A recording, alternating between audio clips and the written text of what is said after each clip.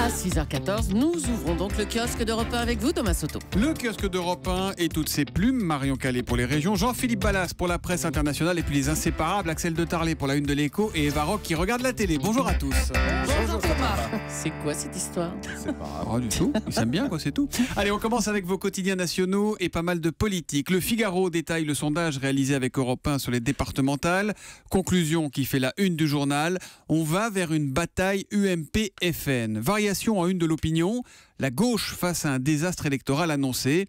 Quand Aujourd'hui en France titre sur ce département que veut le FN. Il s'agit en l'occurrence du département de l'Aisne.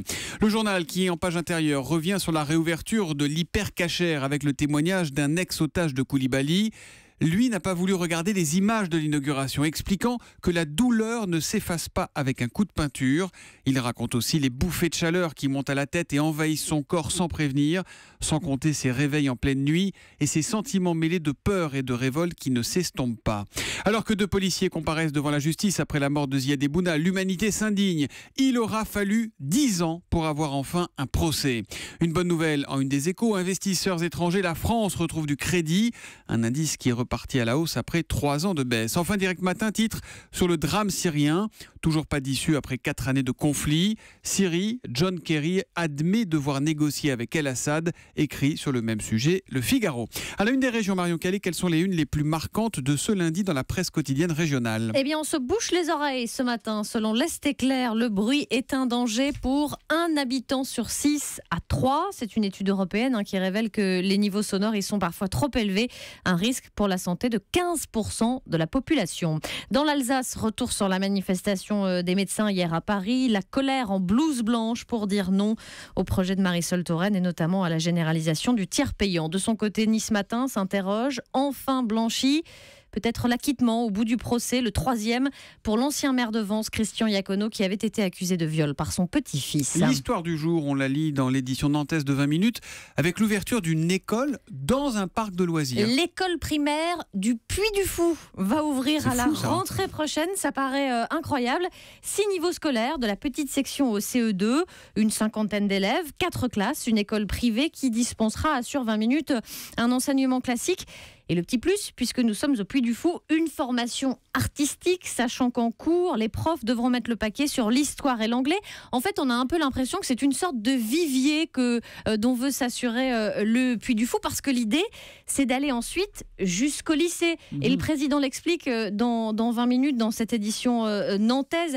Il dit vouloir assurer une scolarité et permettre aux élèves de devenir des artistes de haut niveau afin d'intégrer un jour le Puy du Fou dans le cadre d'un métier. Alors, les enseignants sont en cours de recrutement et apparemment il y a déjà eu des candidatures. Une 30aine d'enfants auraient déjà candidaté pour cette école donc du Puy du Fou. C'est donc à lire dans l'édition nantaise de 20 minutes. La presse internationale avec Jean-Philippe Ballas. Jean-Philippe, on va en Afghanistan avec vous ce matin et le portrait d'une femme au destin hors norme. Ouais, elle s'appelle Sarah Bahaï, elle a une 40aine d'années et elle est aujourd'hui la première et unique femme chauffeur de taxi en Afghanistan. Plusieurs journaux dressent son portrait, notamment le Washington Post et le site d'info américain Quartz, qui raconte comment cette femme qui vit dans l'une des régions les plus pauvres du pays a été obligée un jour de subvenir aux besoins des 15 membres de sa famille. À l'époque, le beau-frère de Sarah vient d'être tué par les talibans.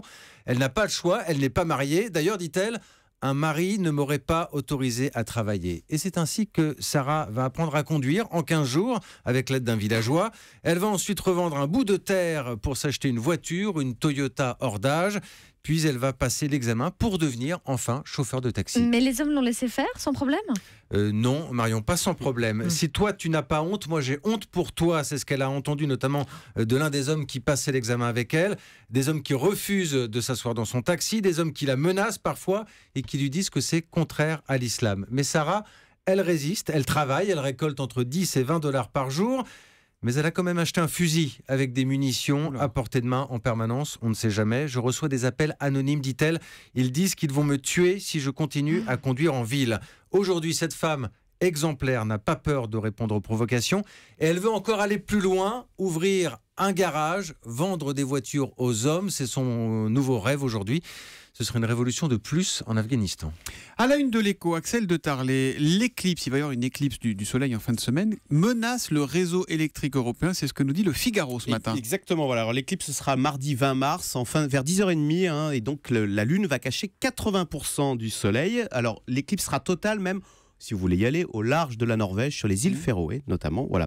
Alors, le problème, c'est qu'aujourd'hui, le soleil nous sert pour l'électricité. Alors, c'est pas la première fois qu'il y a une éclipse. La dernière grande éclipse de ce genre, c'était en 1999. Mais à l'époque, l'électricité solaire, c'était 0,1% de notre consommation en Europe. Aujourd'hui, le solaire, c'est jusqu'à 10% de notre consommation en Europe. Ce que je ne comprends pas, c'est que le soir, le soleil se couche, il n'y a pas de coupure d'électricité. Oui, mais... Le bon sens près de chez vous. Exactement, mais le soleil, le soir, se couche doucement.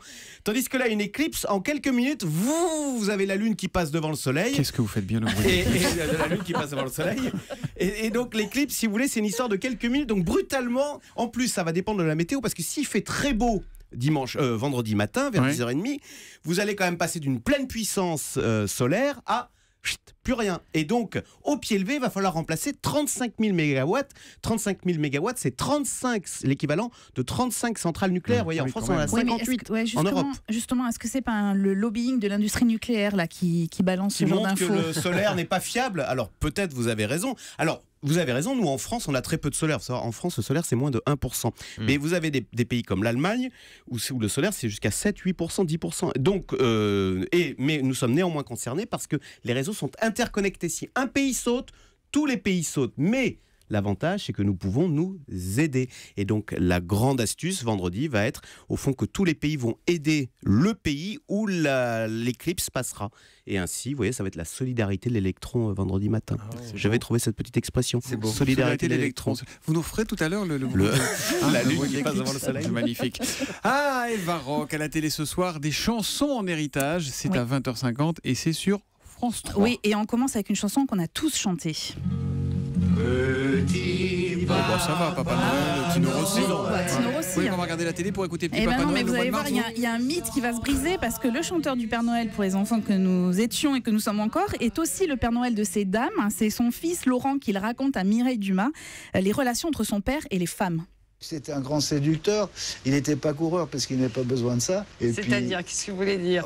Ce que je veux dire, c'est que les femmes lui couraient après. À ses débuts, c'était tellement délirant. Il y en a une qui s'est jetée de la tour Eiffel par dépit. Elle se jetait devant les roues de sa voiture en disant « Je veux mourir écrasée par vous ». Enfin, c'est absolument incroyable. Dis donc. Oui, un Papa Noël et plusieurs mamans Noël, alors. Exactement.